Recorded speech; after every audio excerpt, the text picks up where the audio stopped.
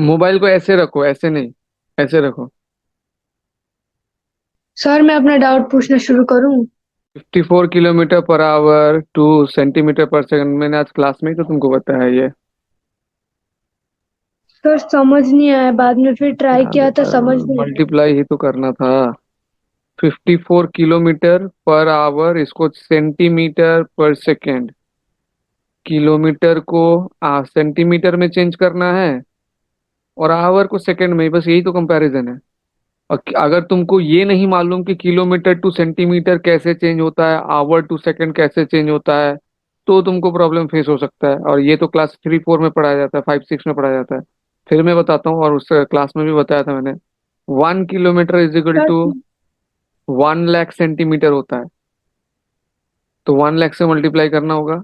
और 1 hour is equal to, मैं जो लिख रहा हूँ वो दिख रहा है। हाँ सर, दिख रहा है। 1 आवर इज इक्वल टू होता है 3600 second. 1 hour is equal to 3600 second. ये 54 किलोमीटर पर आवर का मतलब है 54 किलोमीटर बाय 1 आवर। ये मतलब है इसका। तो क्या आ गया फिर? क्या हो जा रहा है बोर्ड को? एक सेकंड है। ठीक है, जब तक ये चीज ओपन हो रहा है, मैं यहाँ पे कैलकुलेशन, अच्छा ओपन हो गया। ये लैपटॉप थोड़ा हैंग हो रहा है, मैं तुमको यहाँ पे, ये साइड वाला पोर्शन तुमको विजिबल हो रहा है? हाँ सर, विजिबल हो रहा है। ठीक है। सो यहाँ लैपटॉप थोड़ा हैंग हो रहा है। 54 किलोमीटर पर आवर का मतलब है 54 किलोमीटर पर आवर। इसका मतलब है, मैं यहाँ पे लिख रहा हूँ 54 किलोमीटर बाय 1 आवर। तो किलोमीटर को सेंटीमीटर में चेंज करना है, तो इसके लिए यहाँ पे 1 लाख मल्टीप्लाई हो जाएगा। और आवर को सेकंड में चेंज करना है, इसलिए यहाँ पे 3600 मल्टीप्लाई करना होगा, आवर को सेकंड में चेंज करने के लिए। आगे फिर इसको कैंसिलेशन करना है, ये जीरो, दो जीरो यहाँ से कट हो रहा है, दो जीरो यहाँ से कट हो रहा है। तो न्यूमरेटर में रहेगा 54 इंटू 1, ये 3 जीरो है, बाय 36। 9 6 ज़ा 54, 9 4 ज़ा 36, 2 2 ज़ा 4, 2 5 ज़ा 10, 0 0, अगेन 2 1 ज़ा 2, 2 3 ज़ा 6, 1500 सेंटीमीटर पर सेकेंड। यही तो आंसर आया था उस समय भी, 1500 सेंटीमीटर पर सेकेंड, है कि नहीं? सर मेरा शायद सिंप्लीफिकेशन में शायद गलत हो रहा था। अभी समझ में आया कि नहीं? एक बार सॉल्व करके देखो। सर वही आ रहा है। क्या? सर 54,000 किलोमीटर पर सेकेंड। 54,000 क्यों आएगा? 1500 आ रहा है तो। सर 54। सर 54 आ रहा है। क्या, अभी तो मैं कैलकुलेशन करके दिखाया तुमको, तुम्हारे सामने तो कैलकुलेशन करके दिखाया। 54 क्यों आएगा? 1500 आ रहा है। 54 बाय 1, ऊपर में 1 लाख मल्टीप्लाई करो, नीचे में मल्टीप्लाई करो 3600। दो जीरो कैंसिल हो रहा है, यहाँ से दो जीरो कैंसिल हो रहा है। 9 6 ज़ा 54, 9 4 ज़ा 36, ये कट हो गया। तो क्या हुआ यहाँ पे? और भी कट हो रहा है, ये 2 3 ज़ा 6, 2 2 ज़ा 4, 2 1 ज़ा 2, 2 5 ज़ा 10, 0 0। क्या कर रहे हो तुम? 3 इंटू 500, 1500 ही तो हो रहा है। एक ही क्वेश्चन में कितना टाइम वेस्ट करोगे? 1500 ही तो हो रहा है, कहाँ पे 1500 5400 आ रहा है? क्या समझ नहीं आ रहा है इसमें? मुझे तो ये नहीं समझ आता, तुमको इसमें क्या समझ आ नहीं आ रहा है? बड़ा ही सिंपल क्वेश्चन है। किया कैलकुलेशन? हाँ सर। अभी भी नहीं आ रहा? सर अभी आ रहा है। ठीक है। 7A का कौन सा क्वेश्चन है?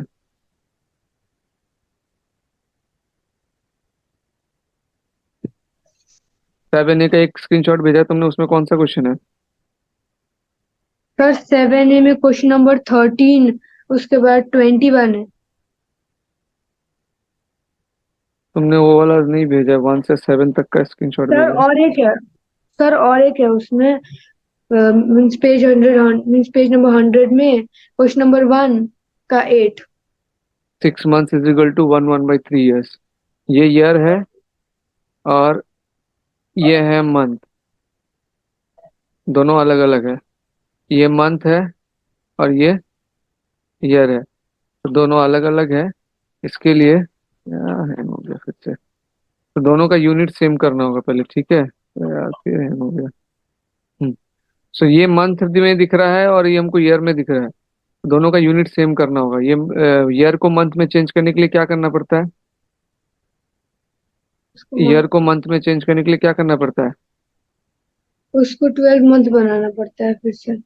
हाँ, लेकिन कैसे, क्या करना पड़ता है ईयर को मंथ में चेंज करने के लिए? Sir into. इंटू कितना? सर 12। ओके, तो ये 1/3 के साथ इंटू 12 कर देते हैं। 3 1 3 प्लस 1, 4/3 इंटू 12, ये हो जाएगा 16 मंथ। ठीक है, तो 6 मंथ इज टू 16 मंथ। अब इसका रेशियो कर दो, 6/16। 2 3 जा 6, 2 8 जा 16, 3:8। समझ में आया? पहले ये 1/3 ईयर पे है और ये मंथ पे है, तो ईयर और मंथ जो है सेम यूनिट नहीं है, तो पहले यूनिट सेम करना होगा, तो इसलिए ईयर को मंथ में चेंज कर दिया। 1/3 को इंटू 12 कर दिया। 1/3 मतलब 4/3 इंटू 12 जब करेंगे तो ये 16 मंथ आ जाएगा। और 6 मंथ इंटू 16 मंथ, इसको जब रेशियो निकालोगे ये 2 से कट हुआ है। 2 3 जा 6, 2 8 जा 16, 3:8 आएगा। ठीक है, अगला क्वेश्चन। सर क्वेश्चन नंबर 13 उसके बाद 21। उसका फोटो क्लियर नहीं आया। 13 और 21 का फोटो क्लियर नहीं आया। मिल गया, मिल गया। ओके, क्वेश्चन नंबर 13 करा रहा हूँ पहले मैं, ठीक है। रुचिता सुनाई दे रहा है? सर सुनाई दे रहा है। ठीक है, थोड़ा नेटवर्क इशू है। 13 क्वेश्चन नंबर में बोला है एलॉय है of metal A and B। Alloy of metal A and B, और ये दोनों, ये इसका टोटल कितना है? 10 क्वेश्चन ग्राम फॉलो करना है क्योंकि मैं तुमको क्वेश्चन दिखा नहीं पाऊंगा स्क्रीन पे। तुमने व्हाट्सएप पे भेजा था, मैं वही पढ़ रहा हूँ। टोटल है 10 ग्राम, सर स्टार्टिंग में 10 ही लिखा हुआ ग्राम है 10 ग्राम्स। बोला consist of metal A and B contain 7.5 gram of metal A। इसमें मेटल A कितना ग्राम का है? 7.5 ग्राम। मेटल A है 7.5 gram. Metal B, metal B कितना होगा? And the rest is metal B बोला है। तो 10 ग्राम में से 7.5 ग्राम मेटल A है, तो जो बाकी बचा होगा वो होगा मेटल B। 10 - 7.5, वो 2.5 होगा। कैसे माइनस करते हैं? 10.0 - 7.5, ये सब्ट्रैक्ट करोगे तो 2.5 ग्राम वैल्यू मिलेगा। अब क्वेश्चन में क्या पूछा है? The weight of metal A and B in the alloy. उसका रेशियो पूछा है ना? हाँ weight sir. Of metal A and B का ratio, find the ratio between number 1, ratio between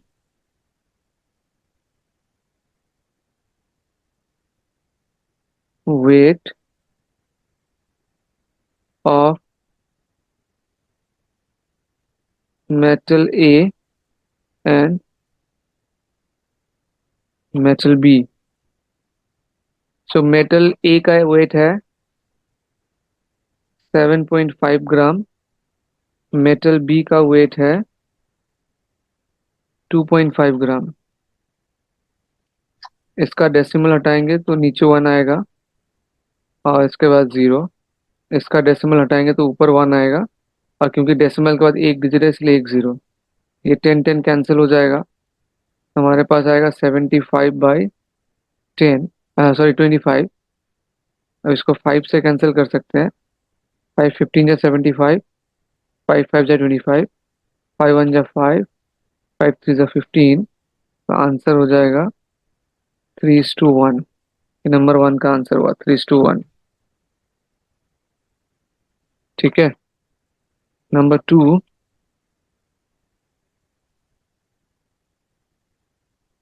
number two में पूछा weight of metal B and the weight of the alloy. Ratio of weight of metal B and weight of alloy.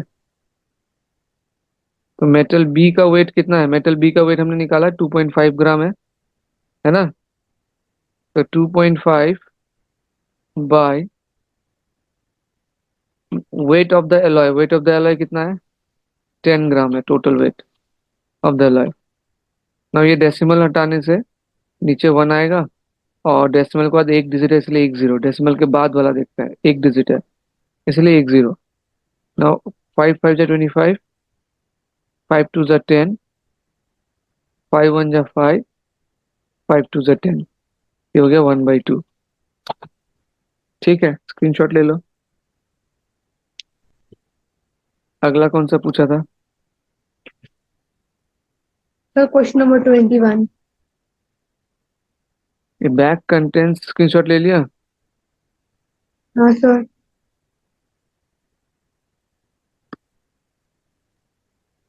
A bag contains 1600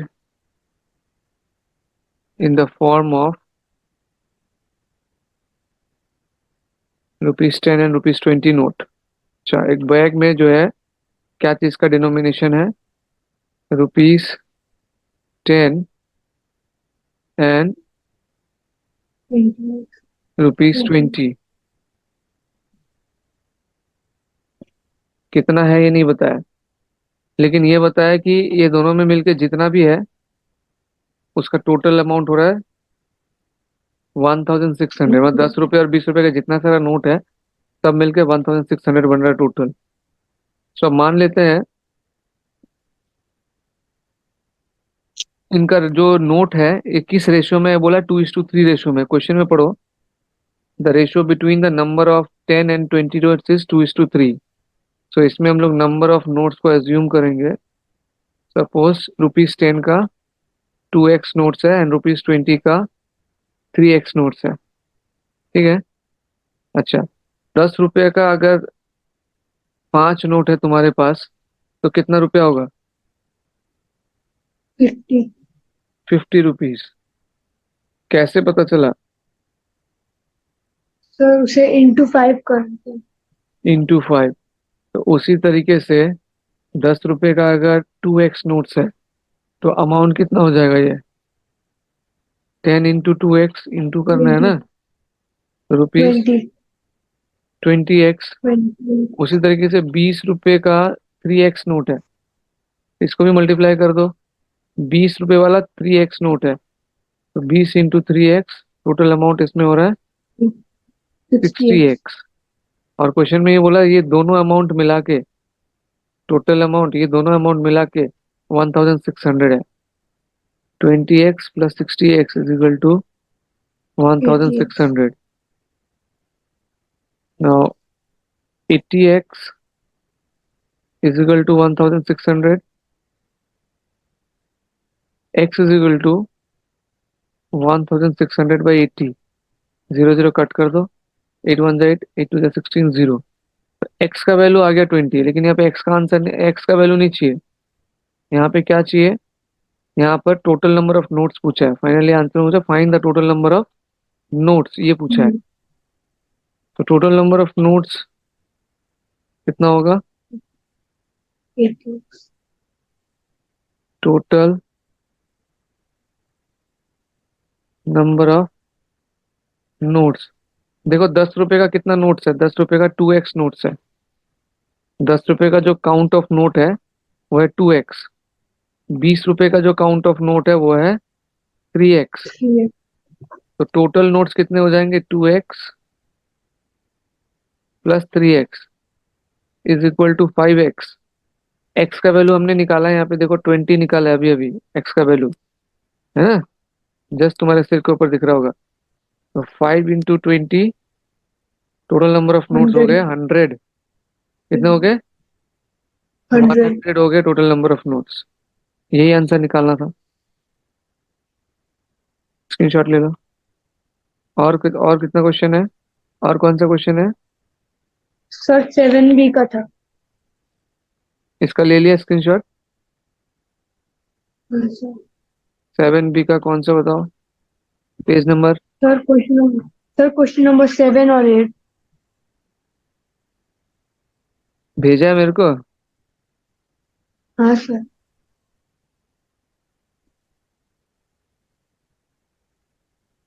नहीं, 7B का photo नहीं है मेरे पास। 7A 1321 के बाद page number क्या 104 है? हाँ सर। अच्छा, तो वो ढक गया है, इसलिए समझ में नहीं आ रहा। ठीक है। Find the value of x 2.5 is to 4, x is to 7.5, ये दिया हुआ है, एक्स का वैल्यू निकालना है। तो इसको हम लोग करेंगे कौन सा प्रोसेस से? Product of extremes is equal to product of hmm, means. जो मिडिल वाले होते हैं इसको बोलते हैं मीन्स, ठीक है। और जो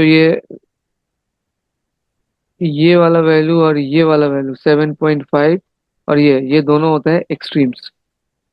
तो product of extremes is equal to product of means लगाते हैं। दैट मीन्स 4 × x, ये दोनों का प्रोडक्ट इज इक्वल टू 2.5 × 7.5। तो x जो है इधर आने से डिवाइड हो जाएगा, 2.5 × 7.5 डिवाइडेड बाई 4। और 7.5 × 2.5 मल्टीप्लाई कर दो। ये मल्टीप्लाई करके कितना आएगा? मल्टीप्लाई करना तुम जानते ही हो, अपना रफ में मल्टीप्लाई कर सकते हो। 55 37 47 टू 7 14, वो 18.75 आएगा। ठीक है। जैसे मल्टीप्लाई करते हो वैसे मल्टीप्लाई करके चेक करना, 18.75 आएगा। इस 18.75 को फिर 4 से डिवाइड करना है। 4 4 16, 8 - 6 2 होगा। उसके बाद 7 नीचे आना, लेकिन उसके बाद पहले पॉइंट है तो पॉइंट को ऊपर ले जाओ, फिर 7 नीचे आएगा। 4 6 24, 7 - 4 3, 5, 7 5 35। ये हो जाएगा 4.65। एक्स का वैल्यू यहाँ पे आ गया 4.65। आंसर देख लो और स्क्रीनशॉट ले लो। क्वेश्चन नंबर 7 का ये। ठीक है, नेक्स्ट क्वेश्चन करें? सर 8। सर हाँ वही, क्वेश्चन नंबर 8। 7 का ठीक है, देख लिया, स्क्रीनशॉट ले लिया। हाँ सर। क्वेश्चन नंबर 8,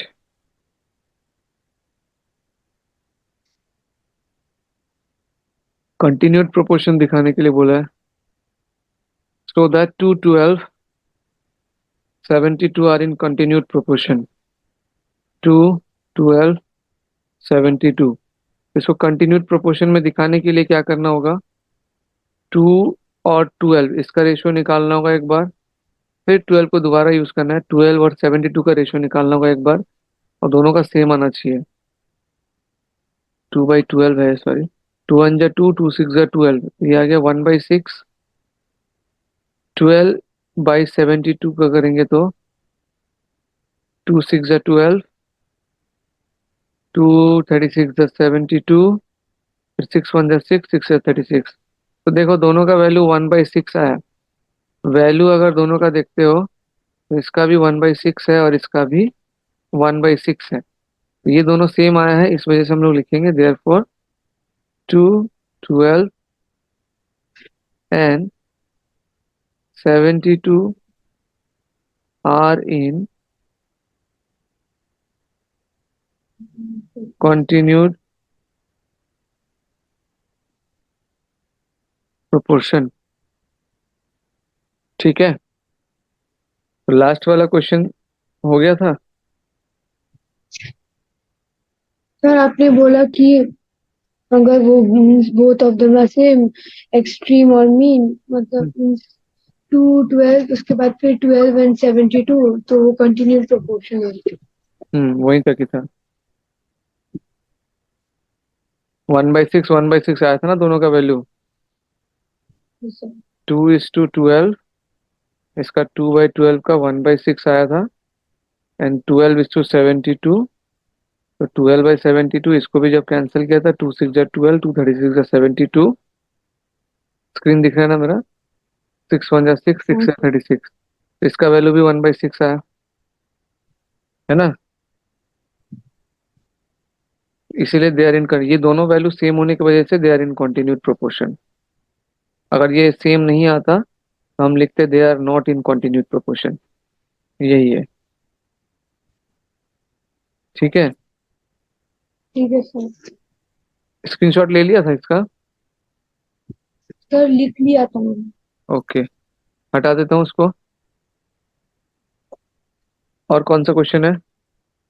सर नहीं, दूसरा मैंने ट्राई कर लिया इतना ही था? था। हाँ सर। ठीक, ठीक है, चलो। सो जाना टाइमली थैंक है, यू। ताकि एग्जाम हॉल में नींद नहीं आना चाहिए। Thank you sir. चल, कोई, वेलकम। लीव कर लो।